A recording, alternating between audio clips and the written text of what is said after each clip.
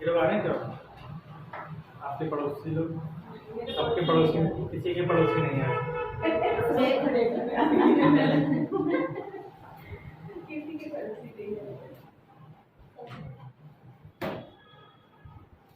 क्या हुआ था आखिरी? अंटिल। अब लिखो लेस।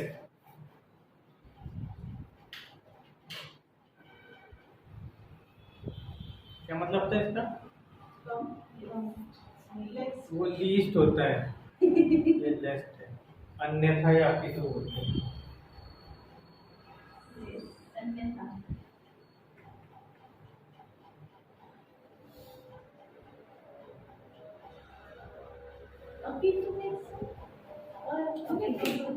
अन्यथा ही होता है। पढ़ाई करो अपितु वाला।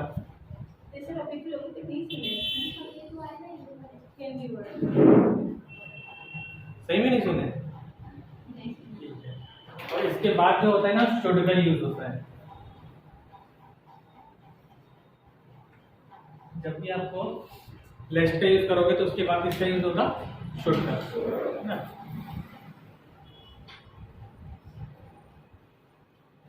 लेस्ट जो है ना वो एक नेगेटिव वर्ड है। जैसे अपन एनी का यूज करते हैं ना, there is any water in the bottle.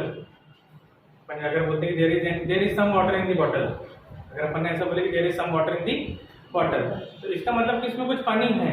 लेकिन आप अगर आप बोलते हो कि there is any water in the bottle, तो इसका मतलब उसमें नहीं के बराबर पानी है। तो नो नहीं लिखा रहता, नॉट नहीं लिखा रहता, लेकिन फिर भी उसका जो मीनिंग करता है वो नेगेटिव मीनिंग करता है। तो वैसे लेस का भी जो मीनिंग रहता है वो नेगेटिव रहता है। तो ये दो बात ध्यान में रखना कि लेस का जब भी यूज करोगे तो उसके बाद आगे सेंटेंस में शुड का यूज होगा, और ये जो है नेगेटिव वर्ड है ना। लेकिन इसके साथ नॉट का यूज नहीं होता, क्योंकि ये खुद ही एक नेगेटिव वर्ड है, तो इसके साथ नॉट का यूज नहीं होगा। ठीक है, एग्जांपल लिखो। वर्क हार्ड, वर्क हार्ड,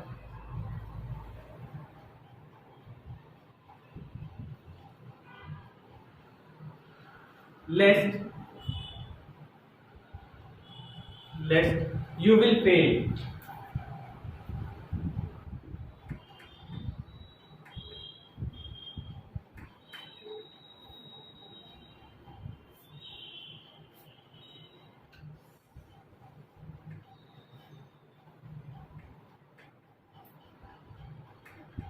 यानी ये ही सेंटेंस है। ठीक है, तो ये सेंटेंस कैसा है? गलत है ना। ये कैसा है? गलत है। क्यों? क्योंकि आपको पता है कि लेस्ट का जब यूज होगा तो आगे आपको किसका यूज करना है? शुड का। तो यहाँ पर विल ना आते हुए क्या आएगा? शुड। ठीक है, सिंपल सा है। हाँ तो अगला वाला जो सेंटेंस होगा ना आपका, तो उसमें जो हेल्पिंग वर्ब आपकी जो भी होगी, तो उसको हटा के किसका यूज करना है?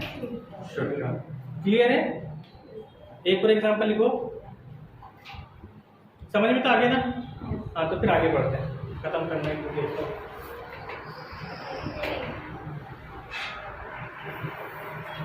अगला लिखो एज और लाइक।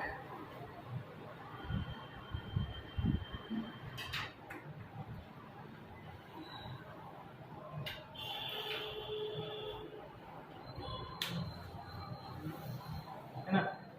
एज जो है वो एक कंजक्शन है, और लाइक जो है वो एक प्रीपोजिशन है। ठीक है, तो लेकिन दोनों का यूज भी अपन कंजक्शन के रूप में करते हैं। तो एज का जब यूज होगा तो पूरा क्लॉज आता है, सब्जेक्ट प्लस वर्ब वाला पूरा क्लॉज आएगा। लेकिन जब आप लाइक का यूज करोगे तो उसके बाद नाउन या प्रोनाउन आएगा। लाइक का जब भी यूज करोगे तो उसके बाद क्या आएगा? नाउन या प्रोनाउन। और जब भी आप एज का यूज करोगे तो उसके बाद पूरा क्लॉज आएगा, पूरा सब्जेक्ट वर्ब जो भी आप यूज करोगे प्रॉपर वो सेंटेंस बनेगा। ठीक है, तो लिख लो, नोट लिख लो। एज एक कंजक्शन है, एज एक कंजक्शन है,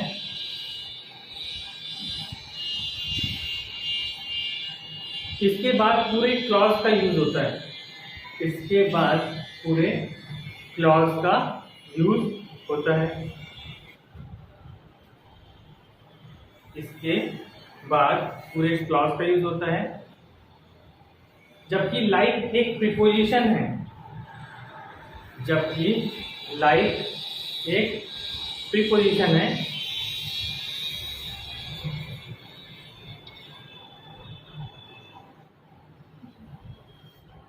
इसके बाद नाउन या प्रोनाउन का यूज होता है। इसके बाद नाउन या प्रोनाउन का यूज होता है। समझा?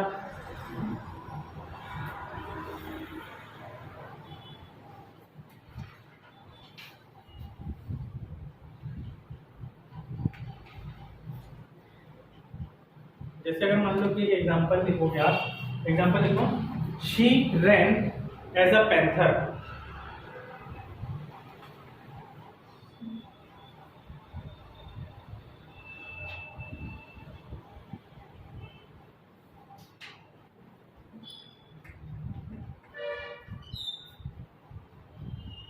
She ran as a panther, तो यहाँ पर रैन एज अ पैंथर नहीं आएगा। यहाँ देखो ये पैंथर जो है वो क्या नाउन है नहीं है? हाँ, तो यहाँ पर एज नहीं आएगा, यहाँ पर क्या आएगा? She rain like a panther. समझ में आया? तो एज का यूज जब होगा तो उसके बाद पूरे क्लॉज का यूज होता है, लेकिन जब लाइक का यूज करोगे तो नाउन का। तो आपको जब भी अगर एरर्स आते हैं तो एरर्स में आपको इन बातों का ध्यान रखना है, एज लगा है तो उसका क्लॉज है या फिर नाउन या प्रोनाउन है। समझ में? क्लॉज मतलब पूरा सेंटेंस होता है, उसमें सब्जेक्ट और वर्ब जो भी यूज करना है, हेल्पिंग वर्ब जो भी यूज करना है वैसा। एक और एग्जांपल लेकर चलो, प्लीज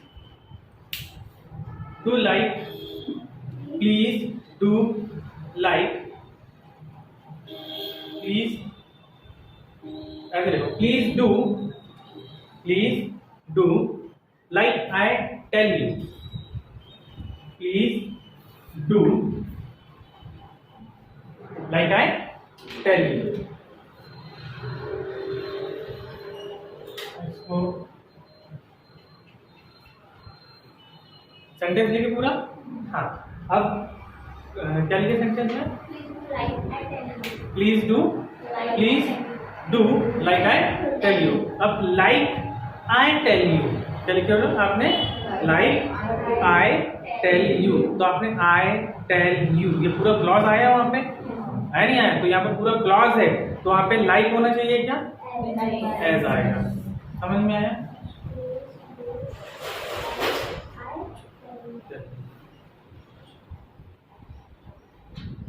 समझा?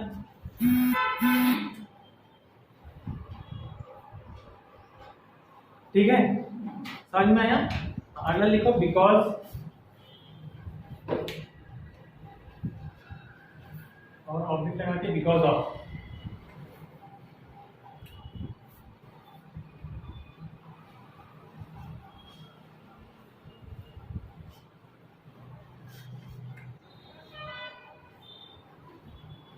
Because of.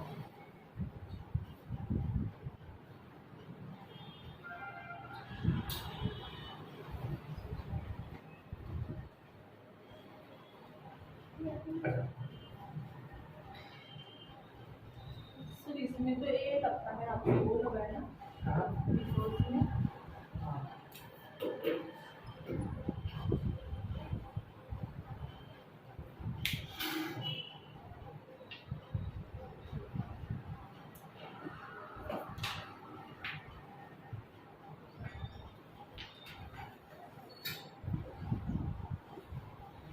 ठीक है।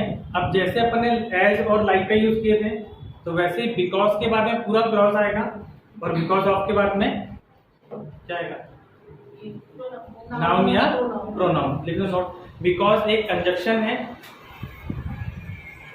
बिकॉज एक कंजक्शन है,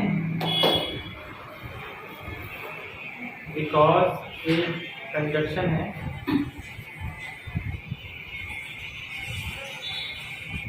इसके बाद पूरे क्लॉज का यूज होता है, इसके बाद पूरे क्लॉज का यूज होता है। जबकि बिकॉज ऑफ एक प्रीपोजिशन है, जबकि बिकॉज ऑफ एक प्रीपोजिशन की तरह यूज होता है। इसके बाद नाउन या प्रोनाउन का यूज होता है। ठीक है,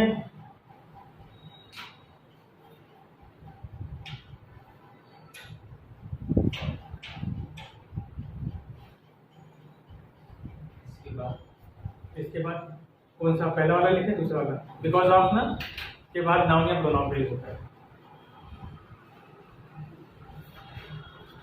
she was worried, she was worried, she was worried, she was worried because of she was late, she was worried because of she was late, she was worried because of she was late। हाँ, ये सही होगा गलत होगा? गलत होगा। क्यों? क्योंकि वहां पे क्या लिखा है? Because of. तो बिकॉज ऑफ के बाद आपको नाउन या प्रोनाउन चाहिए था, लेकिन यहाँ पे पूरा क्लॉज लगा हुआ है। तो पूरा क्लॉज लगा है तो वहां पे क्या चाहिए? बिकॉज ऑफ की जगह बिकॉज होना चाहिए। तो करेक्ट कर लो सेंटेंस।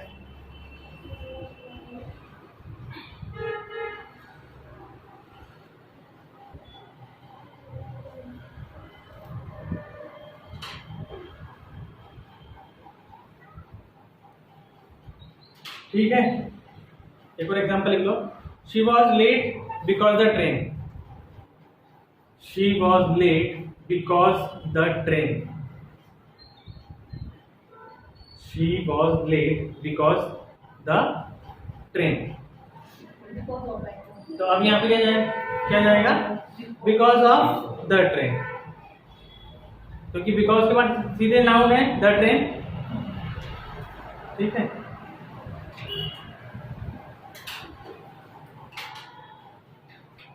अगर लिखो सच एज और सच दैट कंबाइन है।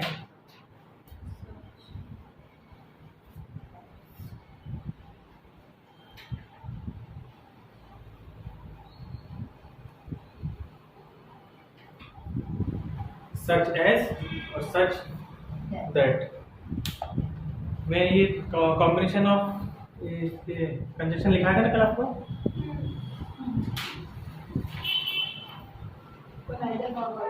हाँ, अब इसमें हाँ ये कॉम्बिनेशन वाले तो पूरे लिखा दिया था ना मैंने आपको कल। तो इसका यूज है, इसका कुछ रूल्स होते हैं वो लिख लो। इसका रूल है, लिखो सच के बाद एस का यूज होता है तो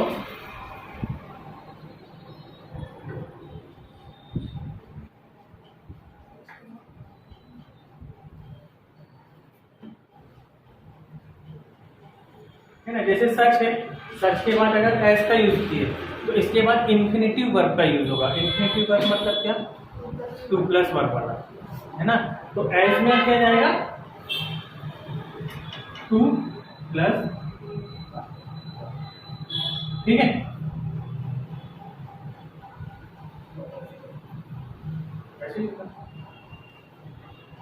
यदि क्या लिखे पहली लाइन? सच के बाद यदि एस का यूज हो तो इसके बाद इन्फिनेटिव वर्ब का यूज होता है, और सच के बाद अगर दैट का यूज हो तो पूरे क्लॉज का यूज होगा।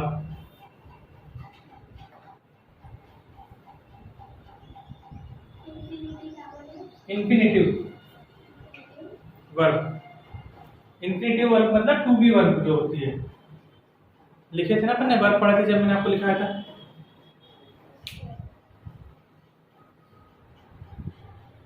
और इसके बाद पूरा सब्जेक्ट वर्ब वाला फुल क्लॉज लगेगा।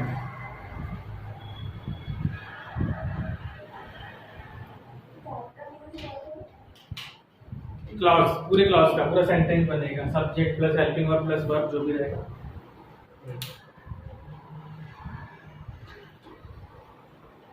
कंफ्यूजन तो नहीं है? क्लियर है ना? लिखो I am not such a fool,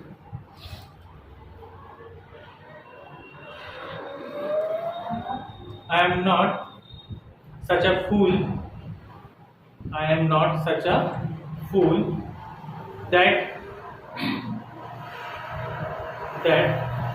to believe that to believe that। तो उसकी जगह क्या जाएगा? टू की जगह एस। दैट की जगह है ना, पहले वाले दैट की जगह, पहले वाले दैट की जगह I am not such a fool as to believe that. तो पहला वाला जो that है उसकी जगह क्या जाएगा? as.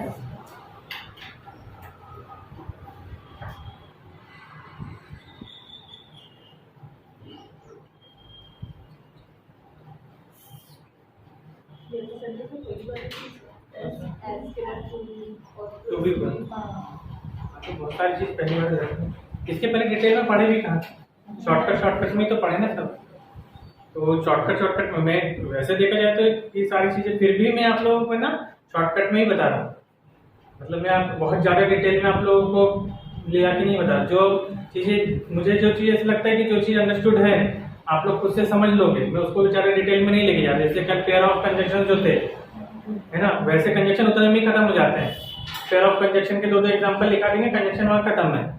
लेकिन वो आज के समय में सब अंडरस्टूड है कि मालूम है कि अगर नाइदर आ रहा है तो आगे चल के नॉर आएगा, इधर आ रहा है तो और आएगा, ये सब बन जाता है। कुछ चीजें जो जैसे अभी जो रूल लिखा रहा हूँ कि इसके बाद इंफिनिटिव वर्ब लगता है, इसके बाद क्लॉज लगता है, ये सब जगह ना तो सभी बुकों में मिलता है, तो बुक्स में भी छोटे शॉर्ट में बता देते हैं, और ना सभी लोग पढ़ाते हैं उसको। जो बहुत डिटेल में पढ़ाते हैं वही लोग पढ़ाते हैं। क्योंकि इंग्लिश भी सबसे मेन चीज तो क्या है कि जहाँ पे भी अपन पढ़ने जाते हैं तो अपने दिमाग में रहता है कि 3 महीने में खत्म करो और जाने दो। अभी फिर भी लोगों के दिमाग में ये आ गया है कि नहीं कम से कम 6 महीने साल भर पढ़ना है। नहीं तो इसके पहले साल भर की गारंटी तो कोई शायद ही कोई कोचिंग वाले होंगे जो बोलते होंगे कि साल भर की आओ करके, बोलते 3 महीने का कोर्स है करो जाओ। तो 3 महीने में क्या पढ़ लोगे बताओ? तो क्या पढ़ लोगे? मैथ्स भी पढ़ लोगे, रीजनिंग भी पढ़ लोगे, इंग्लिश भी पढ़ लोगे, जीके जीएस भी पढ़ लोगे, कंप्यूटर भी पढ़ लोगे, करंट अफेयर भी पढ़ लोगे, हाँ, और खत्म हो जाएगा। इसके पहले तो अब धीरे धीरे लोगों को भी चीज समझ में आ गई कि बच्चे लोग भी थोड़ा ज्यादा पढ़ने के लिए तैयार हैं, तो अब 6 महीने साल भर फिर भी अभी साल भर कोई नहीं पढ़ाता है। 6 महीने ज्यादा बहुत हो गए तो 6 महीने में वो कोर्स कंप्लीट करेंगे। 6 महीने में आपके पास 180 दिन होते हैं, है ना। अब उन 180 दिन में से भी छुट्टियां हो जाती है, 30 दिन की छुट्टी मान लो, 150 दिन। अब इन 150 दिनों में आप मैथ्स भी आपको पूरी पढ़ना है, अर्थमेटिक भी पढ़ना बोले, एडवांस मैथ्स भी पढ़ना है, रीजनिंग पूरी पढ़ना है, उसके बाद इंग्लिश पूरी पढ़ना है, फिर जीएस वगैरह भी पढ़ना है, करंट अफेयर भी पढ़ना है, कंप्यूटर भी पढ़ना है। कहाँ से होगा इतना सारा? लिखवाते ही कुछ चीजें हो जाएगी। अब सिर्फ लिखने से कुछ नहीं होता ना, चीजें समझ में भी तो आना चाहिए। आप लोगों को उतना सोचने का समय भी तो मिलना चाहिए। यहाँ एक चैप्टर पढ़ाया नहीं कि अगले दिन से फिर नया चैप्टर चालू होता है, पिछले वाले को रिविजन का टाइम नहीं मिल रहा, नहीं जाना तो कम से कम एक दिन तो मिलना चाहिए रिविजन के लिए। वो नहीं मिल पाता उतना, क्योंकि पढ़ाने वाले की भी कहीं ना कहीं फाउंडेशन होती है और पढ़ने वाले की भी। यहाँ हम भी जल्दी से सिलेबस कंप्लीट करें तो पढ़ने वाले सोचते हैं कि जल्दी से बैच खत्म होकर नए बच्चे आए तो उनका भी कुछ फायदा हो जाए। एक सबके अपने अपने।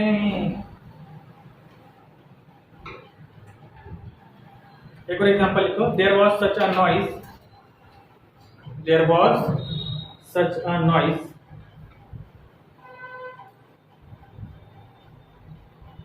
There was such a noise,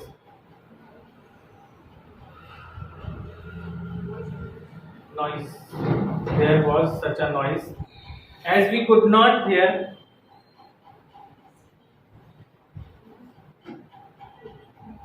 ourselves, could not hear ourselves,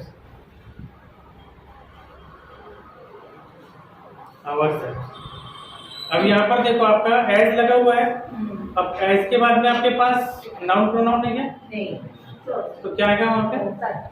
that का यूज करो।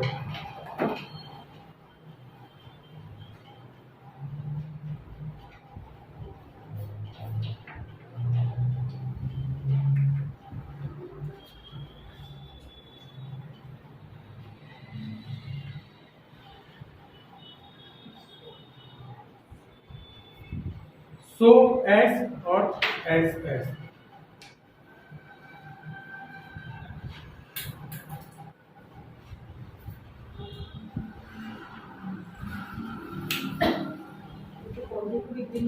हाँ, ये दोनों का यूज टाइम होता है पॉजिटिव डिग्री में। दोनों का यूज टाइम में होगा पॉजिटिव डिग्री में।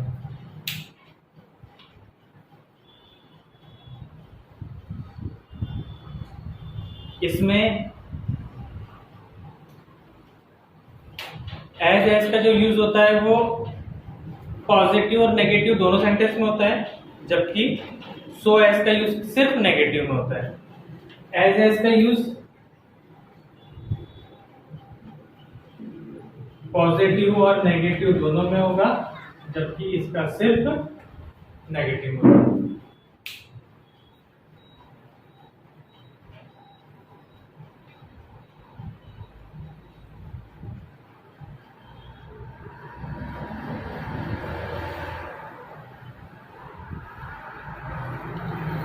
Ram is not as good as Shyam.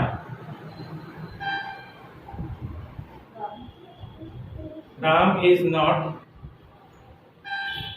as good as Shyam. Comparative में सुपरलेटिव में कर ही नहीं सकते हैं वैसे भी, क्योंकि सुपरलेटिव में करोगे तो द लगाना पड़ेगा, द की जगह एज ने लिया हुआ है वैसे भी, तो द कहाँ लगाओगे। कंपेरेटिव में दो लोग चाहिए तो वैसे भी एज और एज आ जाता है, तो देन का यूज हो नहीं पाएगा। दूसरा है ना, कंपेरेटिव में देन लगाते हैं ना, तो उसका यूज नहीं हो पाएगा, तो इसमें कंपेरेटिव और सुपरलेटिव में वैसे भी नहीं होगा, तो पॉजिटिव डिग्री नहीं होता है हमेशा यूज इसका। Ram is as good as Ram, देखो लिख लो, राम ये नॉट वाला था, पॉजिटिव लिख लो। Ram is as good as, क्या लिखते श्याम, श्याम लिख लो। Ram is as good as Shyam. लेकिन अगर मान लो कि पॉजिटिव में अगर अपने को बनाना है तो Ram is so good as Shyam, ऐसा नहीं होगा। राम इज, इसमें बनाना है तो अगर आपको इसके साथ बनाना है तो इसमें पॉजिटिव नहीं बन पाएगा। जैसे अगर एक और अगला सेंटेंस लिखो, एक लाइन छोड़ के लिखना, Ram is so good, Ram is so good as Shyam, as Shyam, तो ये सही होगा क्या? नहीं, हाँ, इसमें क्या चाहिए, नेगेटिव चाहिए, तो आप इसको नेगेटिव बना दो, इसमें क्रॉस लगा देना।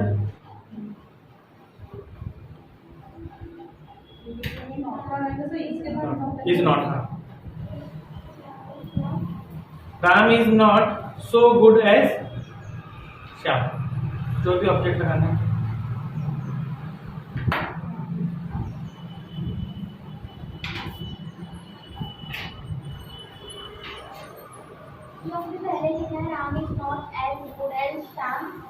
ये एज गुड एज और एज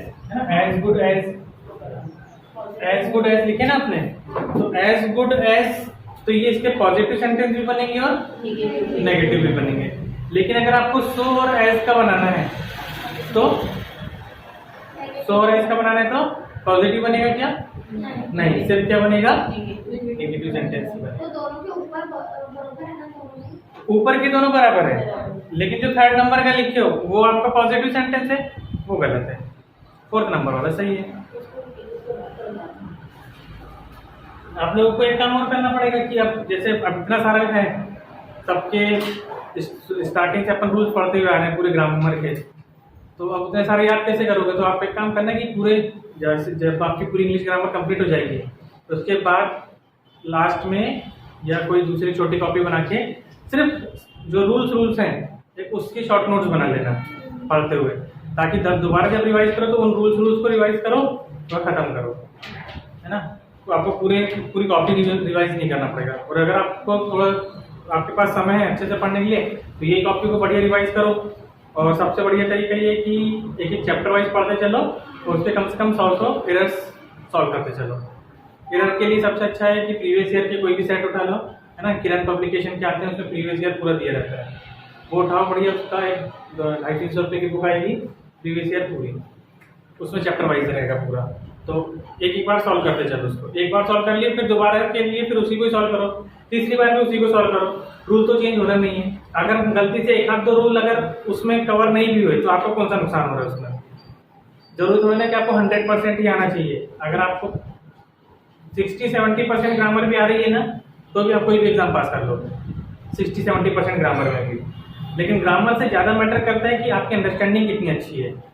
कल मैंने आपको बताया दायरा, आप लोगों का दायरा कितना बड़ा है, छोटे में सोचते हो कि बड़े में। अगर आप लेबर को सिर्फ वो लेबर ही सोचते हो तो दायरा छोटा है फिर, है ना। लेबर का मतलब सिर्फ वो नाउन से नहीं होता, लेबर एक वर्ब भी होती है।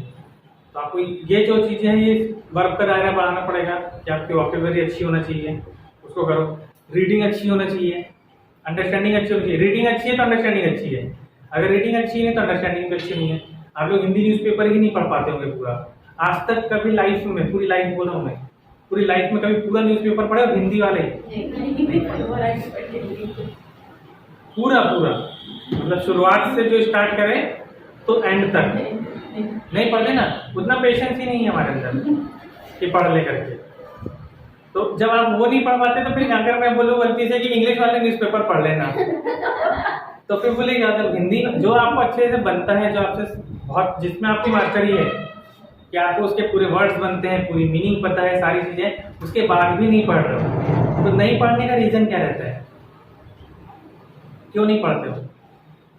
मराठी भी है मराठी नहीं तो मराठी वाला पढ़ेगा पूरा स्टार्टिंग से लेके एंडिंग तक पूरा पेपर, सिर्फ हेडिंग नहीं, अंदर वाला डिटेल जो एक पेपर रहता है वो पूरा डिटेल नहीं पढ़े ना, क्यों नहीं पढ़े?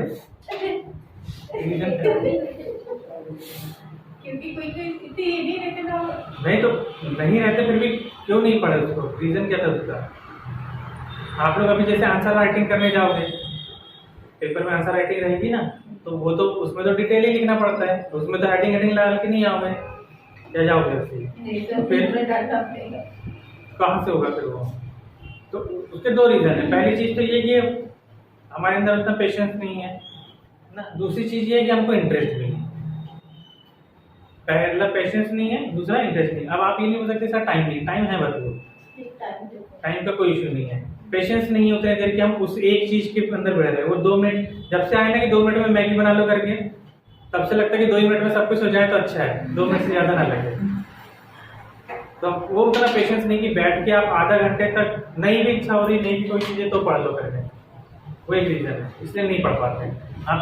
इसलिए आप लोग कभी आप लोग ने अपनी बुक्स नहीं पढ़े हो पूरी, ऊपर से एक ज्यादा से ज्यादा एक चैप्टर आप पूरा पढ़ते होंगे, उसके बाद ऊपर से चीजें करते हैं और आगे बढ़ते जाते हैं। चीजें वैसे होती है ना, तो जब आप लोग ये एमपीएससी यूपीएससी पेपर लिखोगे, जब उसमें आएगा उसमें आपको पूरा किताबें अच्छे से पढ़ना पड़ता है फैक्ट्स के साथ में, तो तब तो उतना इंटरेस्ट होना ना, वो इंटरेस्ट तभी आएगा जब आपको पढ़ने की आदत होगी। तो वो पढ़ने की आदत के लिए आपको सिर्फ पढ़ना ही पड़ेगा। तो जब मैं ये नहीं बोला कि सब्जेक्ट वाले पढ़ो, कोई भी बुक पढ़ो, कुछ भी चीज़ पढ़ो। वो अपने क्लास में ये स्टूडेंट्स आते थे, तो श्यामा दीदी आती, एक वो, और दूसरी क्या नाम है उनका, क्षितिजा, है ना। तो ये लोगों की मतलब रीडिंग इतनी बढ़िया है, बहुत ज़बरदस्त है, इंग्लिश भी बहुत अच्छी है। तो रीज़न उनका यही है कि वो नॉवेल्स पढ़ते हैं, कोई भी नॉवेल जो उनको अच्छा लगता है, फिक्शन टाइप के। जैसे आप लोग को सीरियल वगैरह कोई अच्छे लगते हैं? लगते होंगे तो भी बता सकते, कौन सा सीरियल अच्छा लगता है? रिश्ता। हाँ, तो मतलब फिक्शन वाले एरिया में अच्छे लगते हैं, है ना। तो अब अगर आपको वो चीज़ देखने में अच्छी लगती है तो आप उसको पढ़ो भी। तो ऐसे फिक्शंस उठाओ जहाँ पे इस टाइप की स्टोरियाँ रहती है, उसमें जब पढ़ोगे तो वो जब पढ़ोगे ना, तो अब आज का अगर एपिसोड छूट गया तो आप सोचते हैं कि कल दोपहर में देखे, कल शाम का भी देखना है, तो ये लग गई, ये लग आदत, एडिक्ट हो गया उसके। तो यही चीज़ होती है बुक पढ़ने वालों की, कि अगर आपको बुक पढ़ने की आदत लग गई ना, तो पहले स्टार्टिंग में ऐसा होता है कि 1 पेज 2 पेज पढ़ने के बाद बोर लगता है, फिर धीरे धीरे जब आप थोड़ी सी हैबिट अगर आपकी बन गई, तो ये टाइम आ जाता है कि जब तक वो पूरी बुक खत्म नहीं होगी तब तक आप छोड़ ही नहीं सकते, उसको खत्म नहीं करना पड़ता, फिर दिन हो रात हो कुछ भी हो। तो फिर आप ये ऐसे टाइम निकालते हो कि जब आपको वो ऐसे टाइम में पढ़ना है कि वो कंप्लीट हो। 3-4 घंटे का समय तो कई लोग रात में पढ़ते हैं, कि एक बार जो पढ़ने बैठे, तो ऐसे मेरे नॉलेज में से कई लोग हैं कि जिन लोगों को ये इसकी नॉवेल्स पढ़ने की लत है, जबकि उससे उनका कुछ नहीं होना है, वो कहानियाँ पढ़ के कोई भला होना है क्या? नहीं। तो एक कहानी तो पढ़ते पढ़ते जब उसके सेकंड थर्ड फोर्थ पार्ट आते हैं ना, वो भी पढ़ते हैं, उसका भी इंतजार रहता है कि अगला पार्ट जब आएगा तो अगले पार्ट को भी पढ़ना है, जब नया एडिशन आएगा उसको भी पढ़ना है। तो इससे क्या है, उनकी रीडिंग हैबिट बहुत अच्छी है। तो आप लोग जो अभी आपको बोलते हैं ना कि 100 एक पेपर देने में आप लोगों को 100 क्वेश्चन तक भी नहीं पहुंच पा रहे हो, उसका रीज़न यही है कि आप लोगों की रीडिंग और उसकी अंडरस्टैंडिंग अलग। आप खुद नोटिस करना कि एक क्वेश्चन को आपको 2 बार 3 बार पढ़ना पड़ता है, तब समझ में आता है कि हाँ ये बोल रहे हैं करके। एक बार क्वेश्चन पढ़ के तो आप आंसर टिक लगा ही नहीं पाते। मैंने आप लोगों को पेपर देते नहीं देखा कभी, लेकिन मुझे पता है क्योंकि रीडिंग, जिनकी रीडिंग अच्छी नहीं उनके अंदर ये चीज़ होगी या एक बार पढ़ के आपको समझ में नहीं आ रहा है, फिर बोलते हैं कि सर उसके ऑप्शन इतने बड़े बड़े रहते हैं। तो बड़े भी रहते हैं तो क्या हुआ, आपको एक बार में पढ़े तो एक बार में ही समझ में आना चाहिए कि क्या लिखा हुआ है और क्या बोलना चाह रहा है, ताकि जब आप ऑप्शन में देखो आपको सारी चीज़ सिमिलर भी लगे, तब भी आप उसमें डिफरेंस निकाल पाओ कि हाँ ये वाला नहीं होगा, ये वाला होगा। तो इसलिए थोड़ा सा रीडिंग की आप लोग आदत डालना। तो इंग्लिश रीडिंग के लिए भी सिंपल चीज़ ये है कि कोई भी नॉवल से शुरुआत करो, इजी लैंग्वेज में जो रहते हैं, और कहीं बहुत ज़्यादा दूर जाने की जरूरत नहीं, सीधे बड़ी जाओ, सेकेंड हैंड मार्केट वहाँ पे आप लोगों को ना 10-10, 15-15 रुपए की भी नॉवेल्स मिल जाएंगे, इतने सस्ते हैं। 1950, 60, 70 की जो प्रिंटिंग वाले होंगे उनके पास पड़े वो उठाओ। पुराने नॉवेल्स और अच्छे रहते हैं। एक तो सबसे बेस्ट चीज़ इसमें ये रहती है कि वो पूरे ग्रामेटिकल लिखे होते हैं, उसमें ग्रामेटिकल मिस्टेक बहुत कम। अभी के नॉवेल्स में ग्रामेटिकल मिस्टेक होने के बहुत चांसेस रहते हैं, वो सिर्फ रीडिंग की है। लेकिन जो पुराने वाले नॉवेल्स रहते हैं ना, वो ग्रामेटिकल भी बहुत अच्छे रहते हैं कि उन लोग पूरा ग्रामेटिकली करेक्ट उसमें वर्ड्स यूज करते हैं, तो वो भी बहुत अच्छा है। और उस समय की प्राइस भी बहुत कम रहती है, 2 रुपये 5 रुपये ऐसे। तो उनके पास ऐसे आपको क्या करना चाहिए, काइंडली चाहिए कंटेंट पढ़ने के लिए चाहिए, आपको थोड़ी ना कोई चीज़ चाहिए कि हाँ हमको अभी नहीं चाहिए, ये बात नहीं चाहिए। उठा के लाओ, पुरानी भी रहेगी, लिखा फिर वापस उन्हीं को वापस कर देना। बुक फेयर्स लगते हैं, अभी लगा था अगस्त में 21-22-23 को, उसमें 1000 रुपये में 10 किताब थी, 999 रुपये में 10 या 15 किताबें थी। 999 रुपये में 15 कोई भी किताब उठा के जाओ, तो वहाँ जाओ उठाओ लेके जाओ। किलो के हिसाब से मिल जाती है वहाँ पे, 200 रुपये किलो, 300 रुपये किलो के हिसाब से बुक्स। तो आप बस अपने उठा के लेकर आओ, और उसमें ज़्यादा इन्वेस्टमेंट नहीं है उसमें। एक आदत आप लोग अपनी ही डाल दो। अगला लिखो एंड और बट।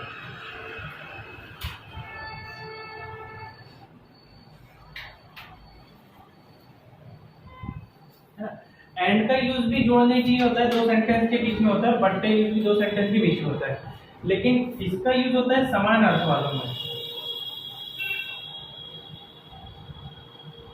इसका यूज कहाँ होगा, समान अर्थ, और इसका विपरीत।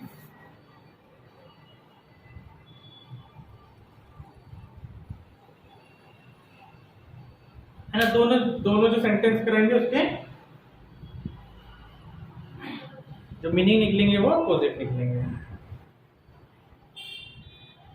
आप ऐसा भी बोल सकते हैं कि समान अर्थ मतलब कि अगर इसका पॉजिटिव है पहला सेंटेंस, तो दूसरा भी पॉजिटिव रहेगा। लेकिन अगर इसका पहला पॉजिटिव रहेगा तो दूसरा नेगेटिव मीनिंग वाला रहेगा। मीनिंग नेगेटिव, सेंटेंस नेगेटिव नहीं, मीनिंग नेगेटिव। देखो, राम इज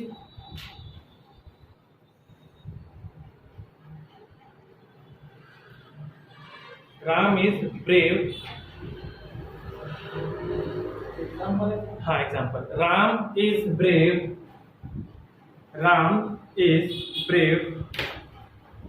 एंड इंटेलिजेंट।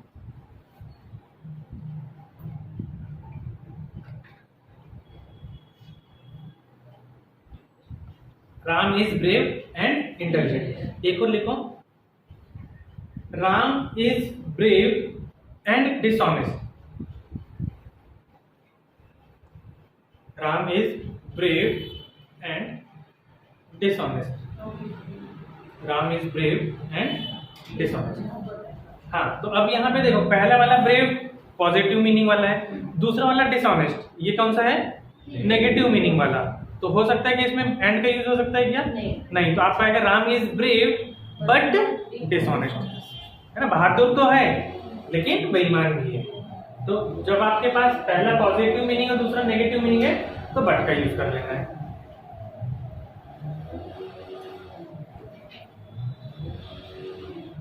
ठीक है,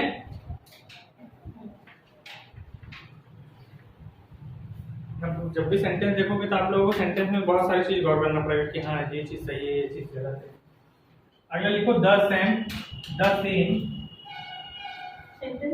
नहीं, कनेक्शन, द सेम,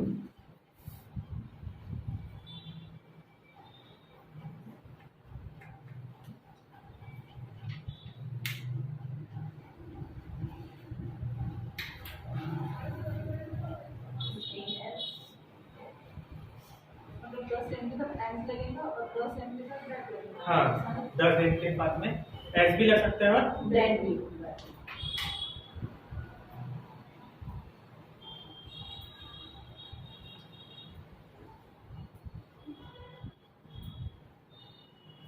इसमें लिखो द सेम के बाद अगर वर्ब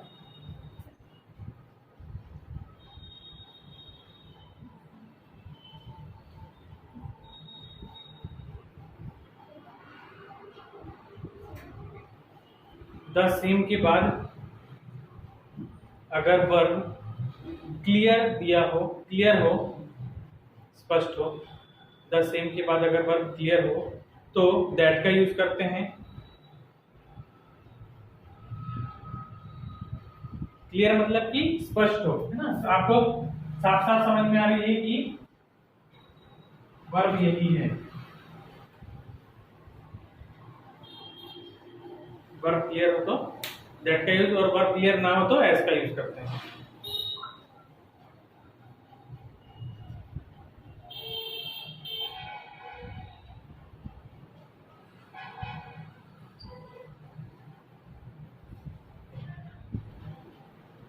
अगर आपको वर्ब क्लियरली मेंशन है तो किसका यूज करोगे?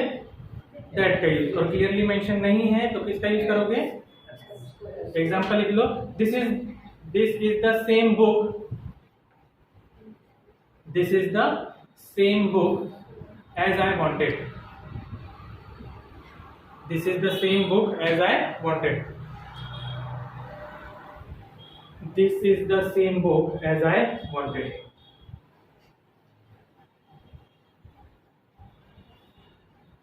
तो अब यहाँ पर वांटेड आपको क्लियरली वर्ब मिल रही है वहां पे, तो एज आएगा क्या?